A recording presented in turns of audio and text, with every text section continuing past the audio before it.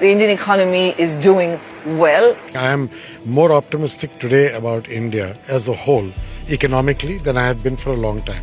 Most of the world's major financial institutions agree India is set to see significant economic growth in the coming years. Indian Prime Minister Narendra Modi says if he wins this election, he will propel India from the world's 5th largest economy to the 3rd largest.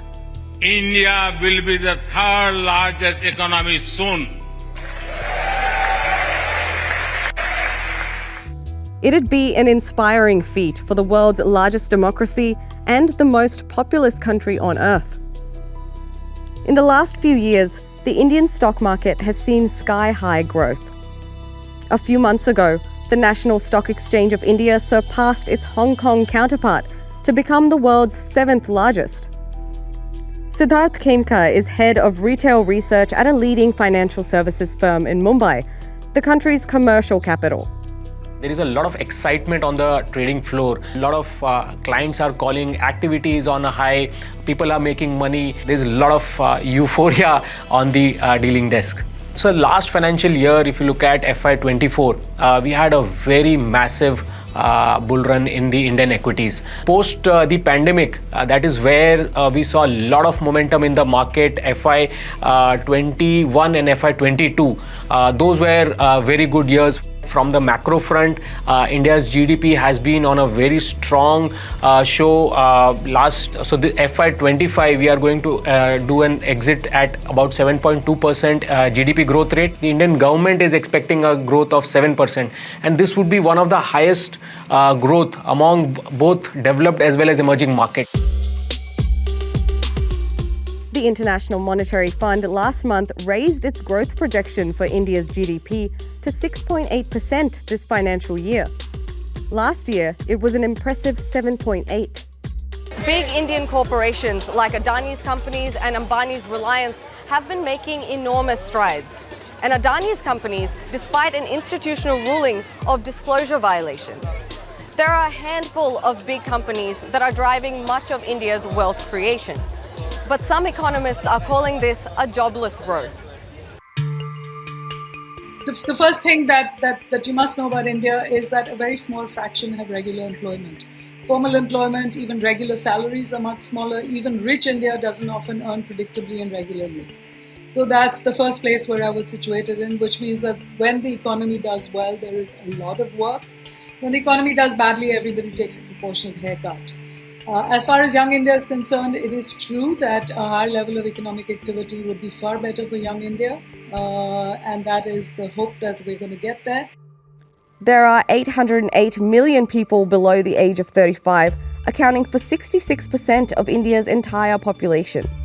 And for a country with a sizable youth dividend, youth unemployment has become a massive problem.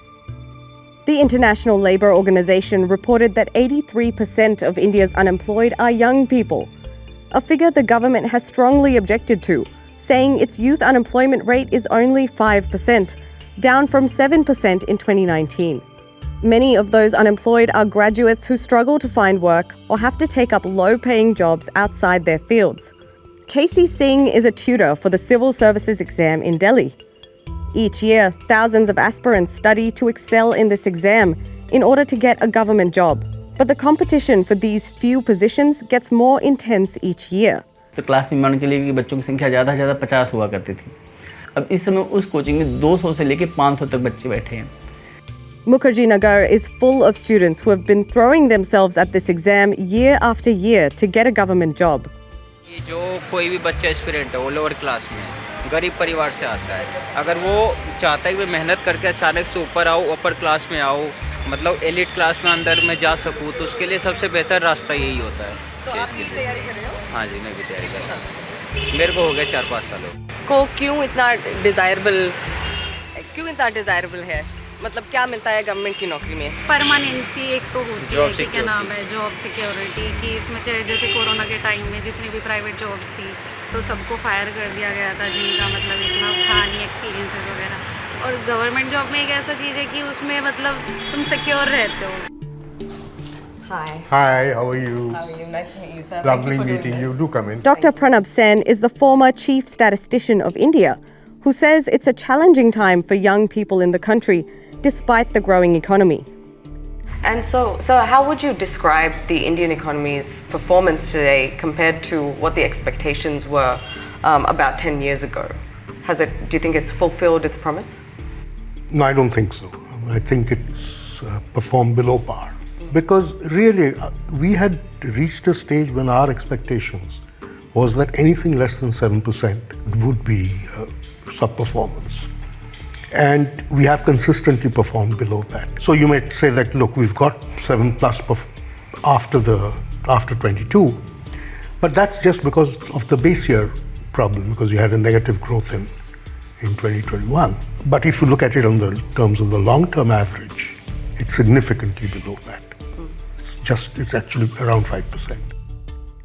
It might be do or die for India's demographic dividend. After all, the youth bulge is waiting to either be seized or squandered. People are not getting jobs. Then instead of reporting themselves as looking for jobs, they are saying we are not in the labor market. Now that is bad news. Because what it means is, usually if the expectations are that things will turn around quickly, then people stay in the labor force. But when people withdraw, the general interpretation is that people have lost hope. And that is never a good sign for an economic system. One of the things, sort of facts of growth and development, is that people move out of agriculture into more productive non-agricultural occupations. And we were doing exactly that. That's reversed. And there's been a sharp increase in the number of people who are engaged in agriculture, which means that there's a lot of distress employment, that people who don't have work have essentially gone back to the family farms. Some experts say that India has been seeing a K-shaped growth, where larger companies are doing better and taking GDP along with them, while small businesses are doing worse. All the data suggests that corporate India was doing very, very well, much better than it's done before. But non-corporate India, which is the micro, small, medium enterprises, they were doing very badly. In fact, they were going down. And particularly during the lockdown period in 2020, right through 21. Over that period, the estimate is somewhere between 15 to 20% of the MSMEs simply close shop. Now that's a serious damage, and I don't think that's been made up. Youth unemployment is high. We've always had fairly high youth unemployment, but now it's gone up significantly. Typically, we used to think of youth unemployment as hanging around 14-15%. Now people are talking about somewhere between 25 and 35%. With inflation rising, small shop owners say business is just chugging along. देखिए मैं decrease तो नहीं हुआ, मैं समझो stable चल रहा है। इम्प्रूवमेंट भी नहीं है तो डिक्रीज भी नहीं है। As a developing country, these kinds of challenges are to be expected. But where are current trends pointing? Trend basis, things are getting better, but as we say, India is a little bit like the walk of a drunken man. You know, he'll get home eventually, but it'll be a little bit forward, backward, sideways. So right now there are some headwinds. Things are a little more expensive. The economy is not as vibrant as, though the numbers still say that we're doing well, but the economy can do a lot better.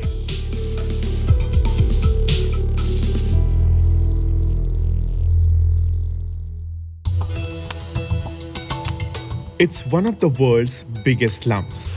And within just a 2 square kilometer area, 1 million people call Dharavi home.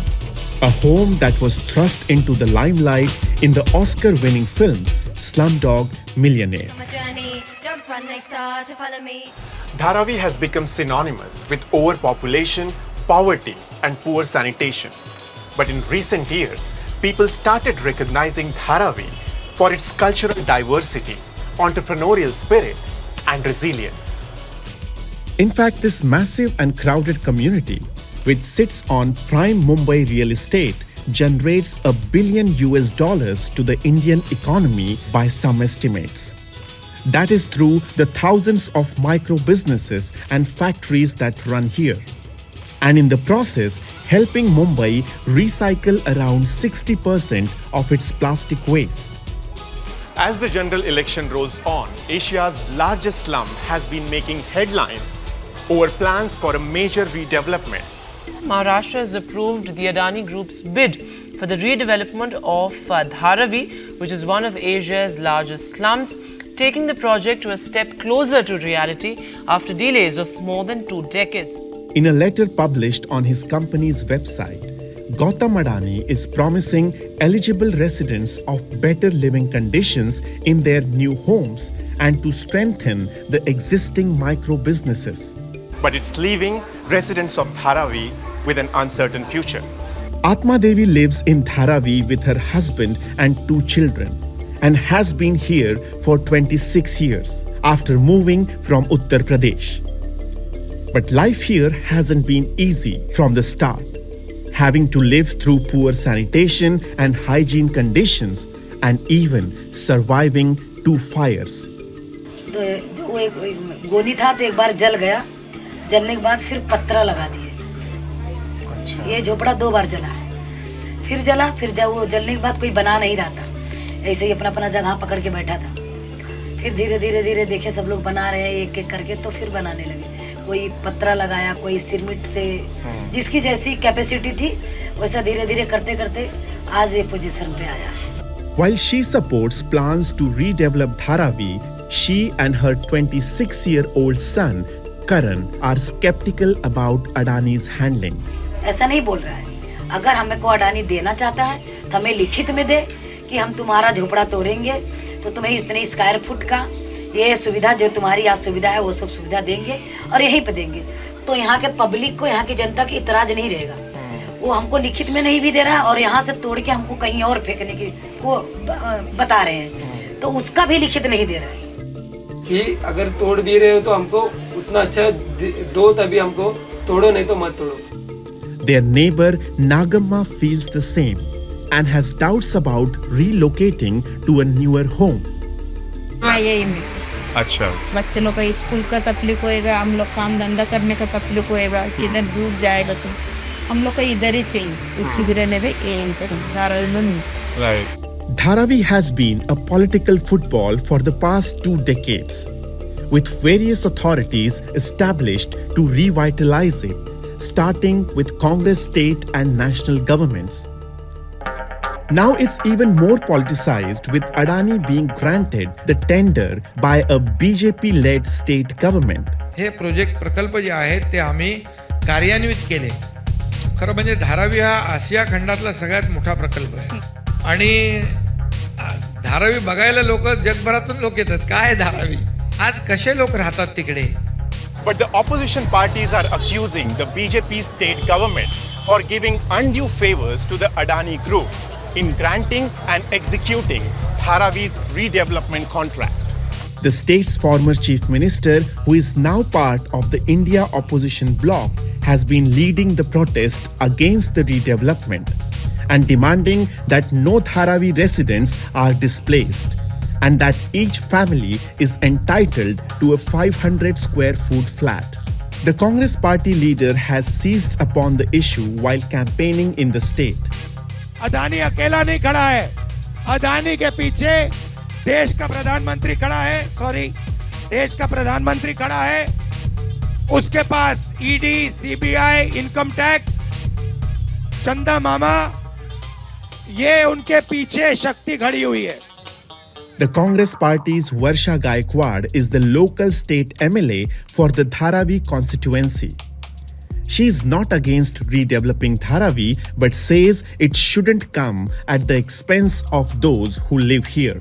और गरीब आदमी को दबाने का सोचते हैं। इनका ये सोच चल रहा है कि हमारे लोगों को रेलवे के जमीन में जाके घुसा, कोई हमारे बारे में बात नहीं हो रही, हमारे जितनी इंडस्ट्रियल हमारे एरिया उसकी बात नहीं हो रही है, हमारे यहाँ के कमर्शियल एरिया का क्या हो रहा है उसकी बात नहीं हो रही है। मैंने 10 बार सीएम को कहा कि 56,000 जो आपका फिगर है उसको हमारा ऑब्जेक्शन है, जिसमें आपने कमर्शियल भी किया है, इंडस्ट्री भी किया है, रेजिडेंशियल भी किया है, हमारा उसको ऑब्जेक्शन है।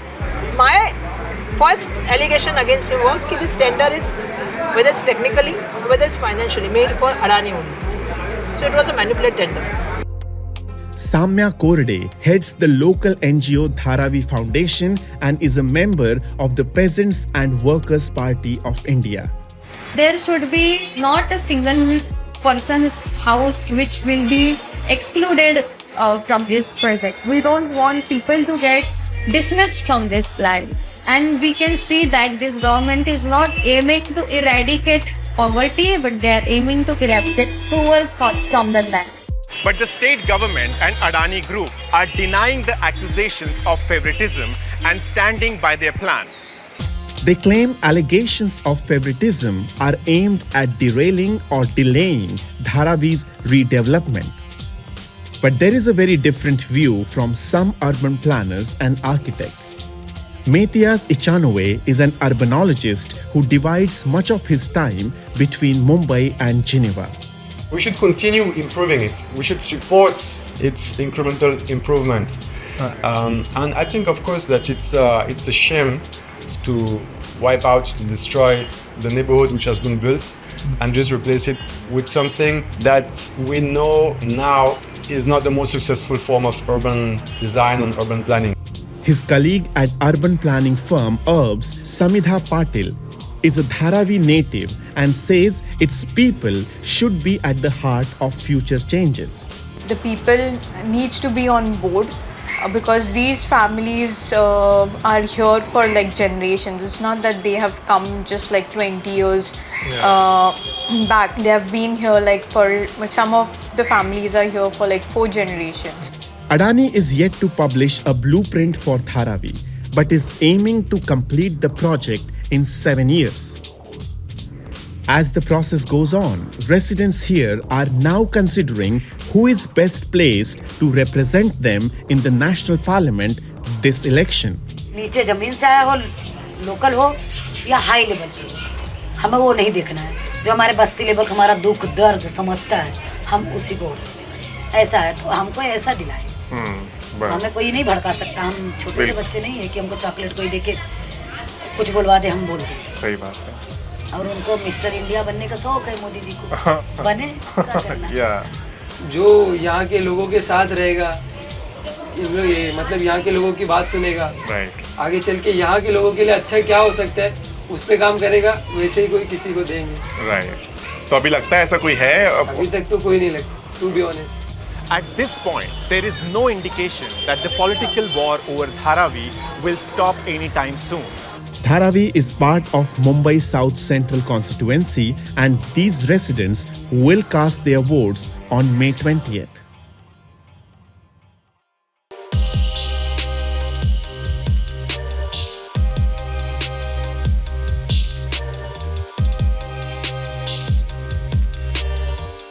India is a young nation, very young. 65% of its 1.3 plus billion population is below the age of 35. That's nearly 900 million. In this election, 18 million young Indians are eligible to vote for the very first time. Add to that another 197 million under the age of 30, and what you've got is a huge voting bloc, one that political parties are pulling out all the stops to get the support of. But are they listening or even interested in being part of this massive democratic exercise?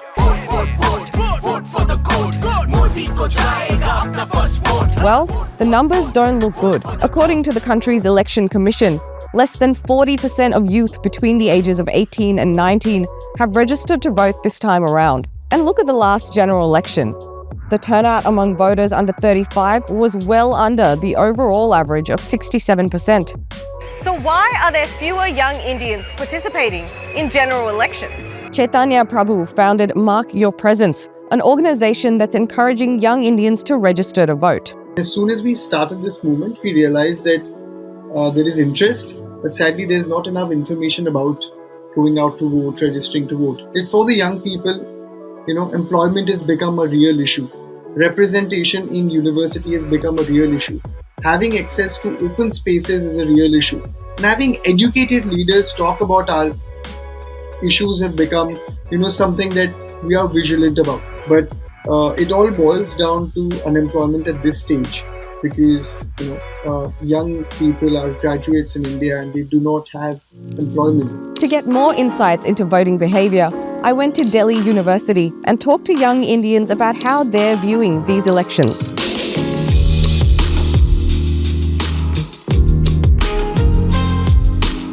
Are you all planning to vote? Are you all willing to vote?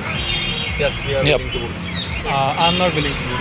Oh, why aren't you willing to vote? I think the options are not that diverse in this country, and therefore the politics here is basically based on the face value or marketing skills and all, not the real development and other issues. I don't think the policies are any different of different parties. They are completely separate.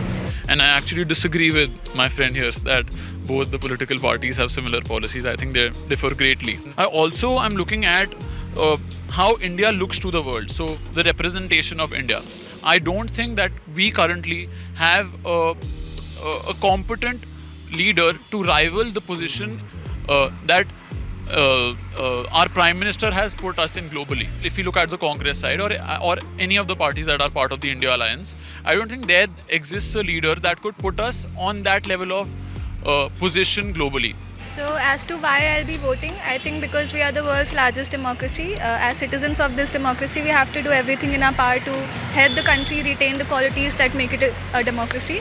And the biggest one of that is voting. So I would very much like to exercise my right to vote, and I would want that of every person who is eligible to vote. As for any particular party, as someone who is in her early 20s, I don't think there's anyone right now at the national stage that is completely representing my concerns and my hopes for the country. What is the basis that you make your vote on? So the biggest point for me is employment. The other one is I come from a very impoverished state, Uttar Pradesh. It ranks quite low in every criteria that matters in terms of development. So poverty is a issue for me. This election has also raised several issues, from electoral bonds to the arrests of politicians and a media that is increasingly polarized. So what do young people think about the state of politics in the country? Are you happy with the way politicians are running this election? The way elections are run in this country is not good at all. They run the election, the campaigning is based on religions. And recently also we have seen many videos by many prominent leaders talking about various religions. I don't want to get into that, but that's not right. Some way they are radicalizing people. Really unfair and not right in the sense that because religion not only tends to polarize people, but in a country that is so diverse, just for the sake of getting a particular vote bank, when you pit one religion, one community against each other, it will end up causing issues in the long run. The current political campaigning, if anybody has gone through the news, it's really not fair and free anymore.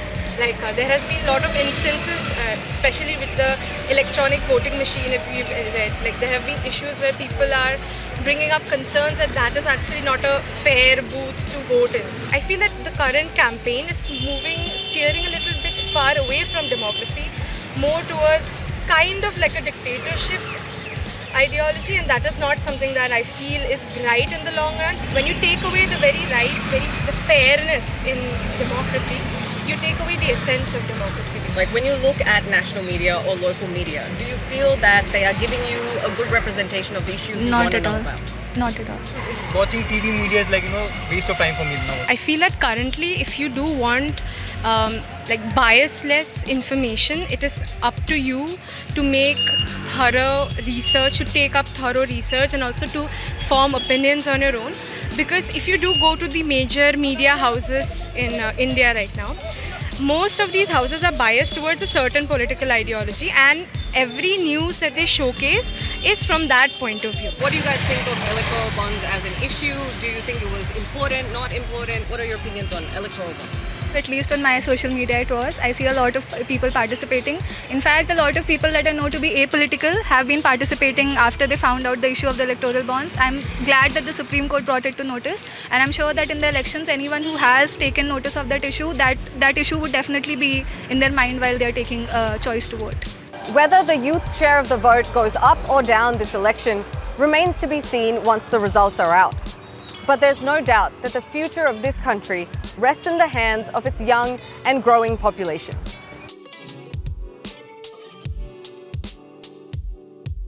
And that's a wrap for our India Votes 2024 series.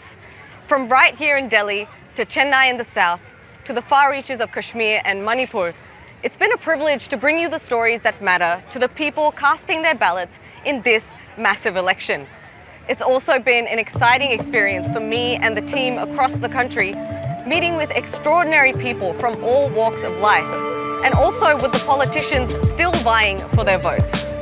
Now, we'll be keeping tabs on the election results as they come in, so watch out for us on the ABC's YouTube channel.